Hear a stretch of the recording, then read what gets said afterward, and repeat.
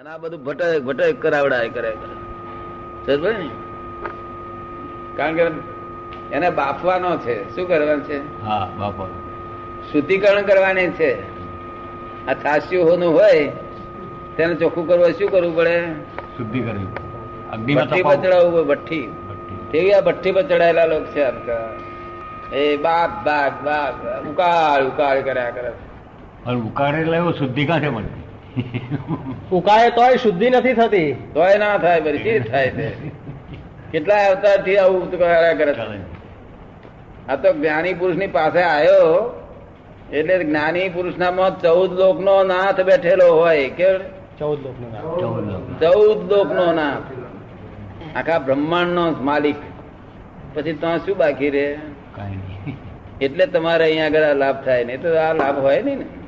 નહીં તો અમારે છુટકારો મેળવવો હોય તો આ સાધુ સંન્યાસીઓ જુઓ ને, આખો રાત દાડો બૈરી છોકરા છોડીને દોડ થમ કર્યા કરે છે.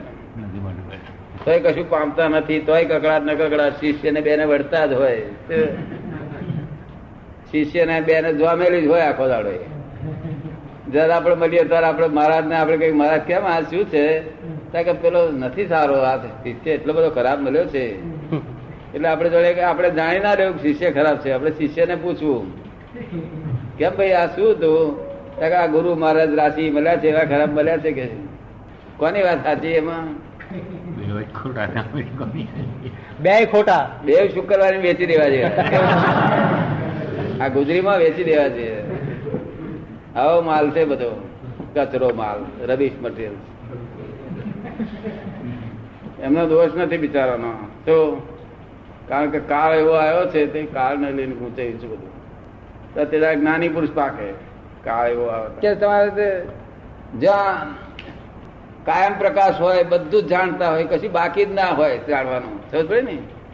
જ્ઞાની એટલે અજવાળું. અજવાળું એટલે કોઈ જાતનું અંધારું જ ના હોય. બધું જ જાણતા હોય. સી રીતે ચાલે છે, કોણ ચલાવે છે, સી રીતે ચાલે છે, આ ખબર પડે ને? એ બધું એ જાણતા. ઈશ્વર શું, આ કોણ ચલાવે છે? આ તો તમે ચલાવતા નથી અને બાવાય ચલાવતા નથી. કેવી રીતે ઓળખશો? એના માટે તો નેત્ર જોઈએ. મુમુક્ષુ ના નેત્ર ઓળખી લે. શું કહ્યું? જો તમે મુમુક્ષુ છો તો જ્ઞાની તરત ઓળખી લે. અને જો મુમુક્ષુ નથી તો ઓળખાય નહીં. જો નહીં બેઠા તો ઓળખાયું છે? અહીં બેઠા તો ઓળખાયું. અને શું કારણ? મુમુક્ષુ નથી. મુમુક્ષુ તમે દેખતા ને હાથે જ ઓળખી જાય. કેવું? દેખતા ને હાથે જ ઓળખી જાય. મુમુક્ષુ એટલે સમજ્યા તમે? મોક્ષ ની જેને ઈચ્છા છે તેને ઓળખી જાય. જ્ઞાની પુરુષ ઓળખવામાં શું ખામી હોય? જ્ઞાની પુરુષ તો પોતે પરમાત્મા થઈને બેઠેલા હોય. શું કહ્યું? અહંકાર સિવાય ના, સહેજે અહંકાર ના હોય. કેવું? બરાબર. હવે અહંકાર રહિત તો આ જગતમાં કોઈ જીવ માણસ હોય નહીં. એકલા જ્ઞાની પુરુષ એક જ જણ એકલા હોય. અહંકાર વગર હોય ને. એના શું પૂછવાનું? તો જ્ઞાની પુરુષ જે પૂછવું હોય આ જલડા બધા પ્રશ્ન પૂછાય. શાસ્ત્રોમાં ના હોય શબ્દો. સમજ પડે ને? કારણ કે વેદાંત ની ઉપર છે. કોણ છે? 4 વેદ શું બોલે છે? ધીસ ઇઝ નોટ ડેટ કે છે. તું જે આત્મા કહો છો તે આ નોય આત્મા. આત્મા ગોટું જ્ઞાની. આત્મા અવક્તવ્ય છે ને અવર્ણનીય છે. કેવો છે? તે શબ્દોથી ઉતરેવો નથી. એટલે મુમુક્ષુ થઈને આવો. આમ સમજ પડે ને? મુમુક્ષુ થશો ત્યારે મેરે જ્ઞાની તો ઓળખાય, સહેજે ઓળખાઈ જાય. જ્ઞાની નાના છોકરા ઓળખે ને, આવડા આવડા 1.5 છોકરા ઓળખે. તમે આવડા બડા કેમ ઓળખતા? એનું કારણ વાંકમાં રોગ છે. શું છે? દ્રષ્ટિ રોગ છે. શું છે? નાના છોકરા ઓળખી જાય જ્ઞાની પુરુષ ને. પછી બી ઓળખે કે ના ઓળખે? આ બે બધી ઓળખી જાય. દ્રષ્ટિ રોગ વાળા ના ઓળખાય. દ્રષ્ટિ રોગ શી રીતે હોય? હું કઈક છું કે છે. અલા સહેમત શું? તે આખો દાડો ટોકરો ખા ખા કરે છે. ખબર પડી ને? આખો દાડો ટોકરો વાગતી હોય કે હું શું કહી? એટલે પણ સહેમત શું? તે આ મહારાજ બધા એવું બોલે છે. હું શું? અરે સહેમત શું પડતી કે ને? કો તો મોક્ષ માં છું, કો તો અજ્ઞાનતા માં છું. બે માં બે જ ખાડા છે. ત્રીજો ખાડો નથી. કો તો ઘોર અજ્ઞાનતામાં છું, એ કો તો મોક્ષમાં છું. જો એનું બધા આ ખોટું ઇગોઇઝમ લઈને ફર્યા કરે. સમજે પડે ને? કશું સમજણ ના પડે. આટલી સમજણ નહીં પડી. તે પેલા ઇગોઇઝમ બહુ હોય. ઠોકરો ખાયા કરે આખો દાડો એ. શું ખબર પડી ભાઈ? એટલે દયા થઈ જવું પડશે આમાં.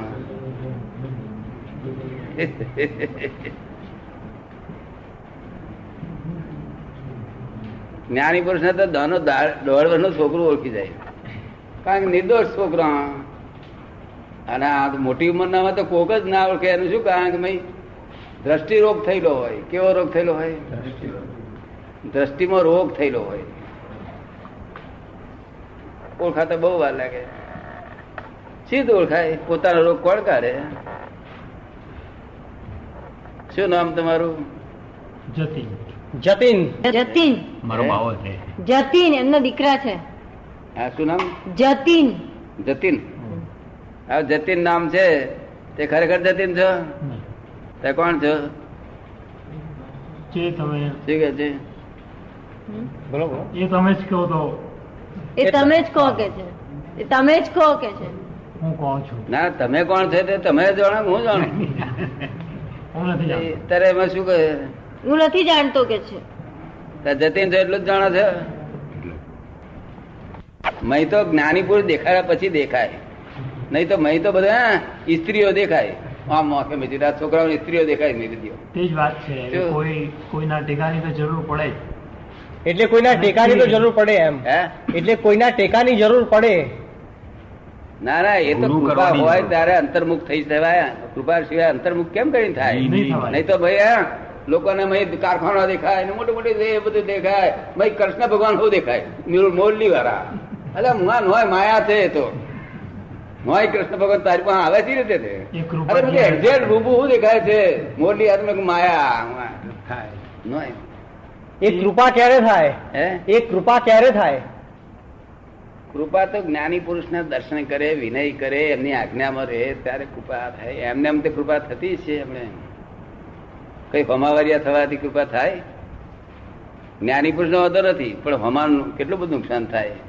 અમને તો ગાળ દેતો વાંધો નથી. સમજ પડે ને? ના ના પણ તમારી શી દશા થાય એમાં? એટલે અમે તમને સમજણ પાડીએ. પહોંચરા રહો. શું કહીએ? વાંસળા રહો. આ હાફ ધર્મ પેસતી વખતે વાંખો ચાલે કે સીધો થઈ જાય. હાફ ધર્મ પેસતી વખતે સીધો વાંખો ના ચાલે? ટિકિટ સીધો થઈ જાય? તેવું અહીંયા આગળ સીધું થઈ જવાનું હોય. કેવું? સમજ પડે ને? અહીંયા આગળ વાંખ ના ચાલે. અહીં તો સીધું આજ્ઞામાં રહેવાનું હોય. આ જ્ઞાની પર દર્શન જ ના થાય. સમજ પડે ને? એ તો છે. એટલે વાંખ્યો આમ કરીને દર્શન કરજો. ખબર પડે ને? રોગ ભરેલો છે વાંખ્યોમાં.